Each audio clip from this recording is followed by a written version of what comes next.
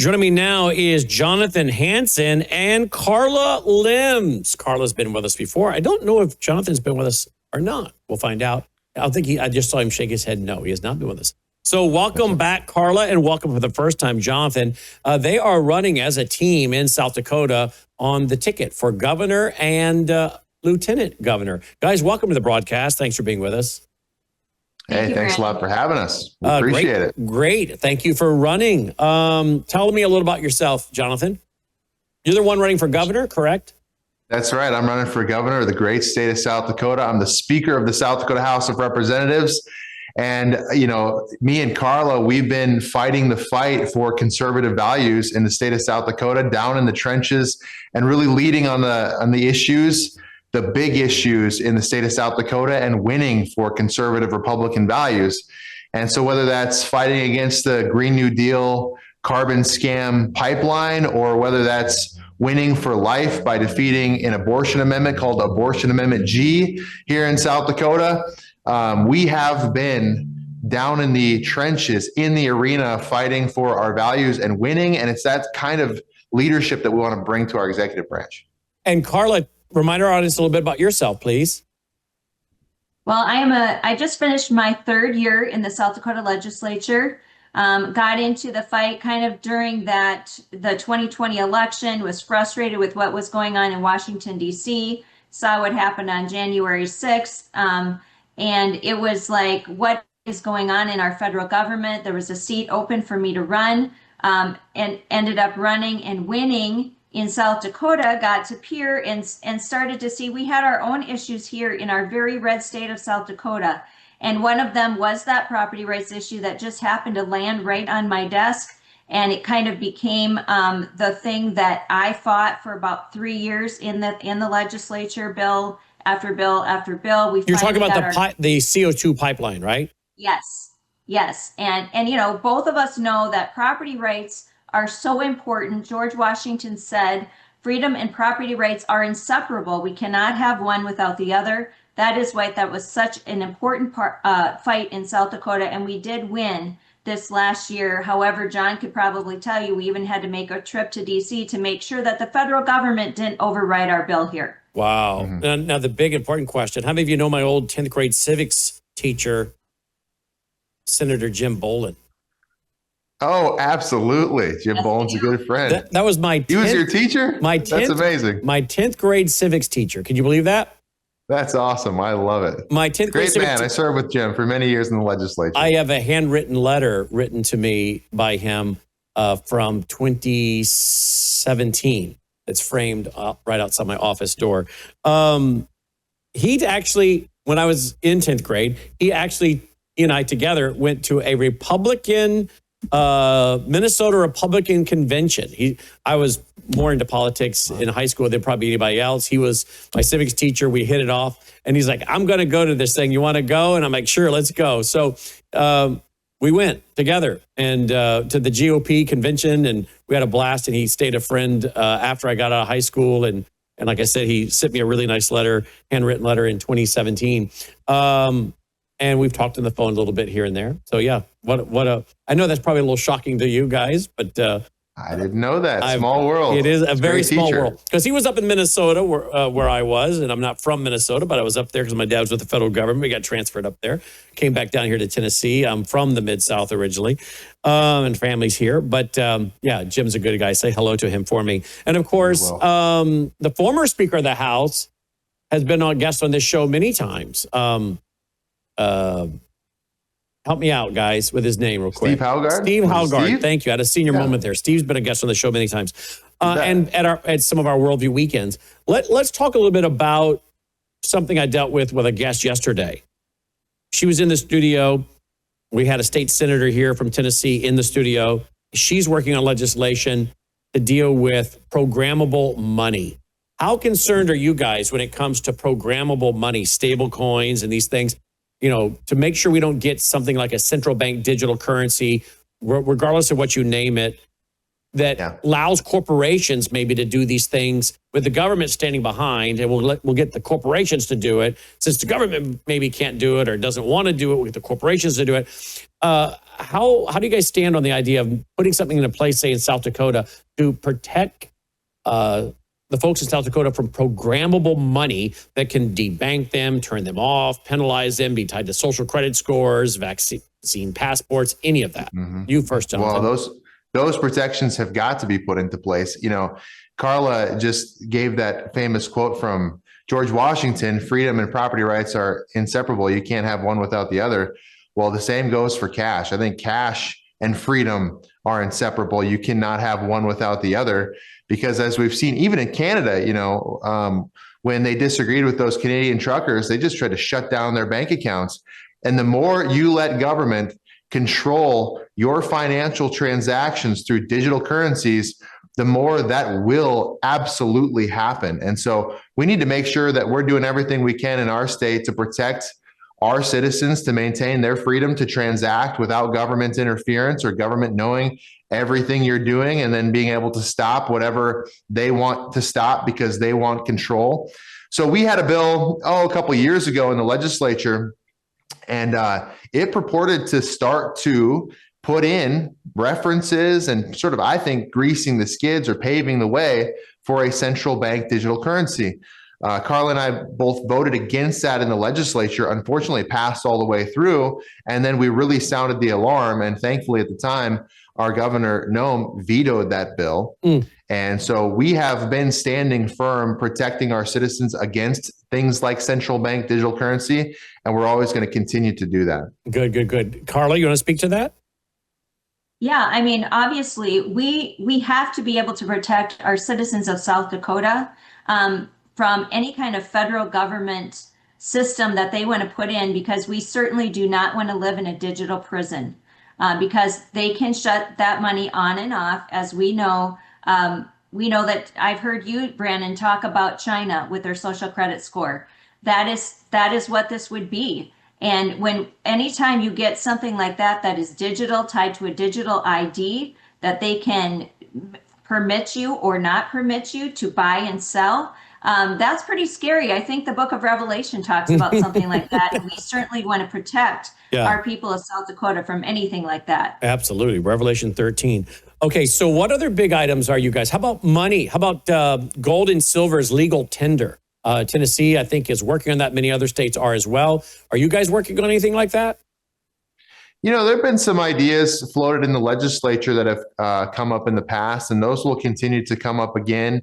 I think we're both open to those concepts. Again, like we were talking about, anything to make sure that the people of our state have the freedom to transact without the government meddling in their life or telling them what they can buy, or maybe the government doesn't like this particular behavior anymore, and so they're going to try to restrict your ability to do that through controlling your currency.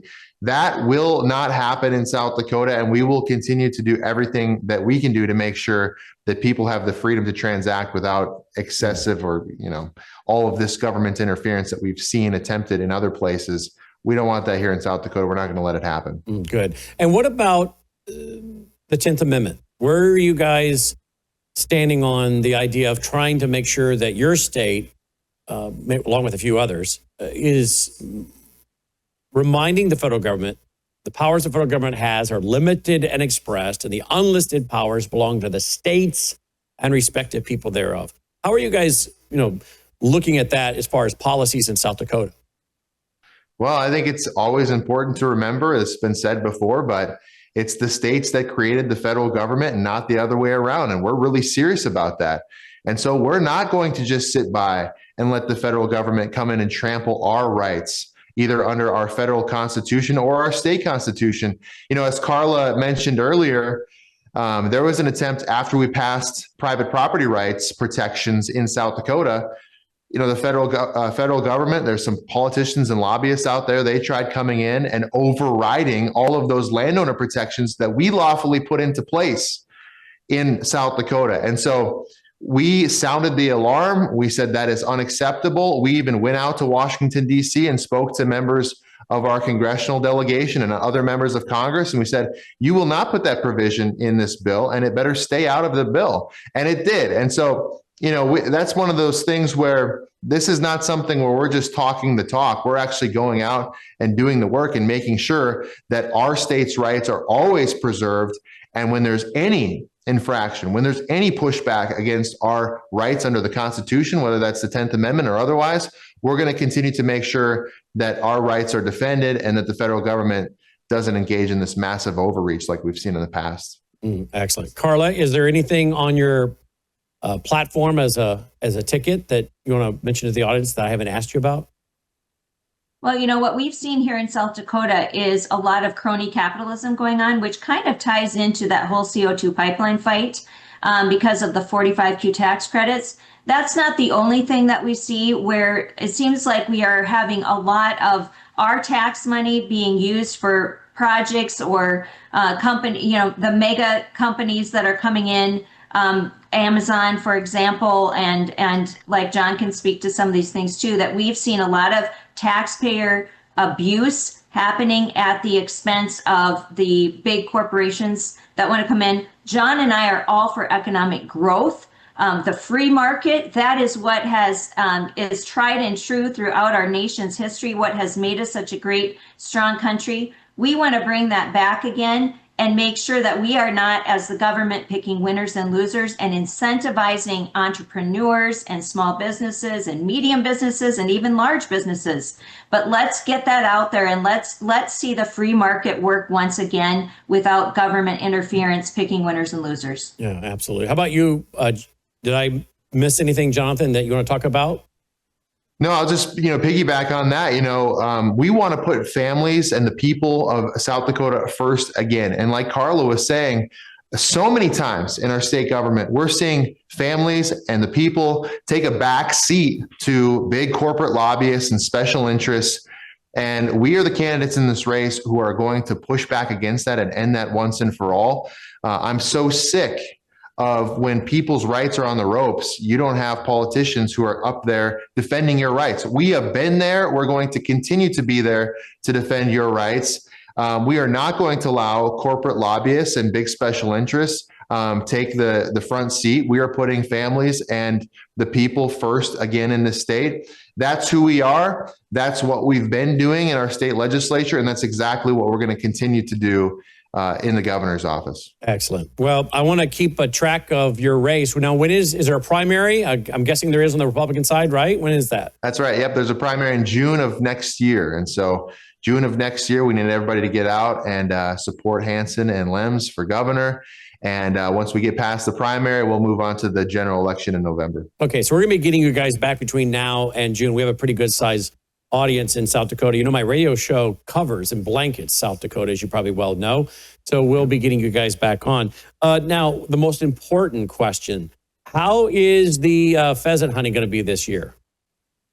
Oh, I think it's going to be tremendous. I mean, you can't hardly drive down the road in a rural area of this state without almost running into one with your car. So I think the brood count is exceptionally high right now. And so we welcome all of our visitors to come into South Dakota and shoot our state bird.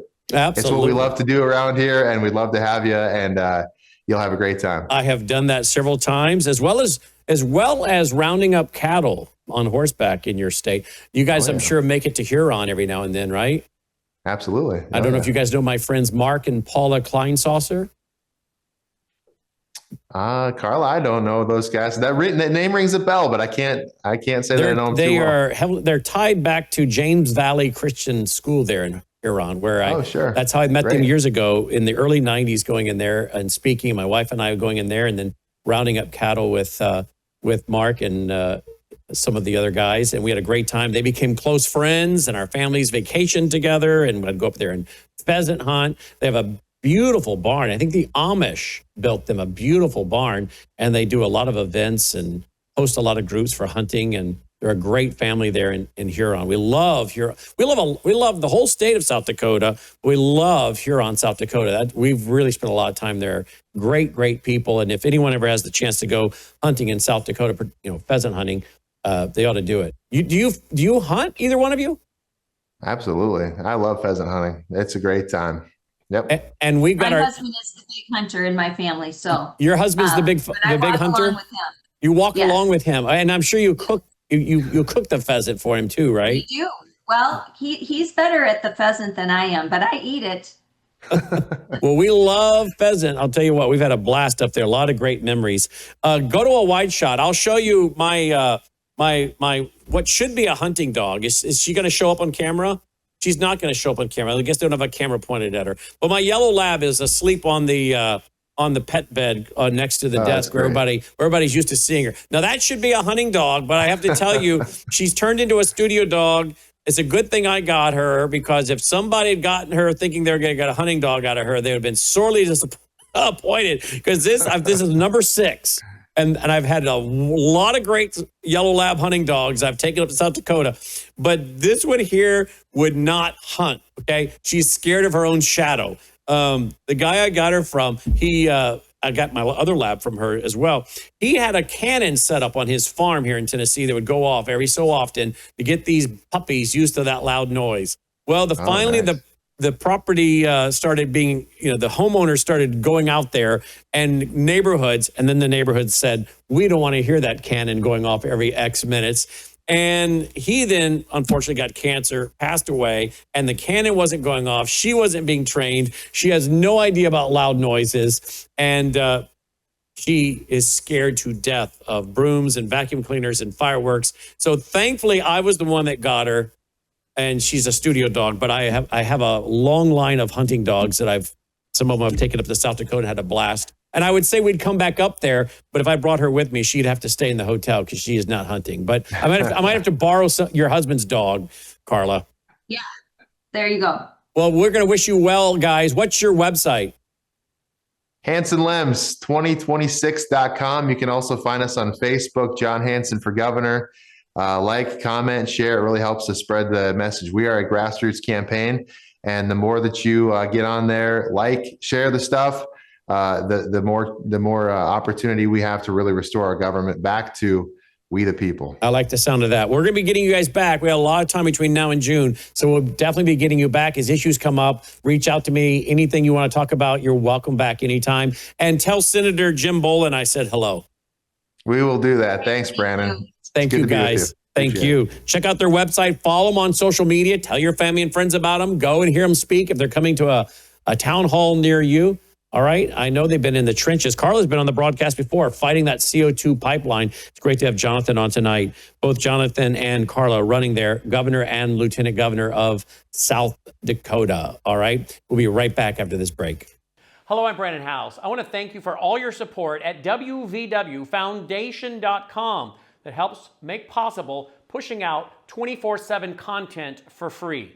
Without your support, we'd have to put it all behind a paywall. But thanks to you and your support through our foundation, we're able to push it out for free as a broadcast service and broadcast ministry of WVW Foundation. Please consider going there and setting up an automatic monthly contribution, or go there and make an occasional contribution. If you prefer to support us through the mail, you'll find our mailing address there at wvwfoundation.com. You can also call and make your contribution over the phone by calling 901-825-0652. That's 901-825-0652. Again, all these details are available at wvwfoundation.com. Thank you for your support as we try to help people around the world understand the times through the lens of a Christian worldview.